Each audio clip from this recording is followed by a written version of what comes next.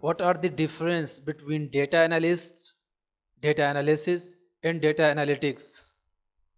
First of all, we will learn what is data analyst. A data analyst who always thinks analytically for data analysis. It takes curiosity and guts to become a good data analyst, as well as the ability to understand the context in order to be a good data analyst.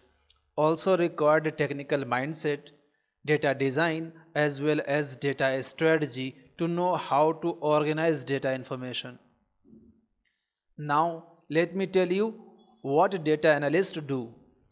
A data analyst collects data from a variety of sources and cleans this data and is responsible for analyzing data using statistical techniques and interpreting data. Now, come to the data analysis. What is data analysis?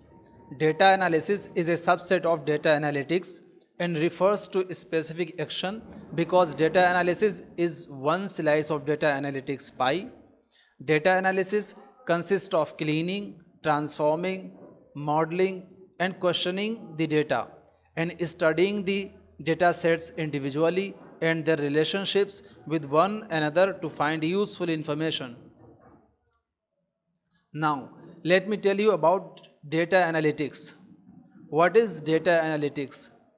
Data analytics is a broad term that defines the concepts and practice of all activities related to data. Essentially, it is the process of separating or classifying, sorting information in the data sets obtained from data analysis to find an answer to a specific question. In other words, we can say that data analytics is the principle or logic that drives the data analysis.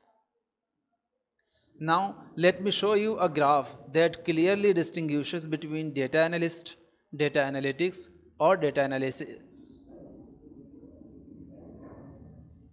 A data analyst is a person who always thinks analytically for data analysis, and a data analytics is a science of data through which we find the answer for future action, and data analysis is a part of data analytics, and it is a process of studying data sets individually and their relationships with each other, and past events can be analyzed through the data analysis.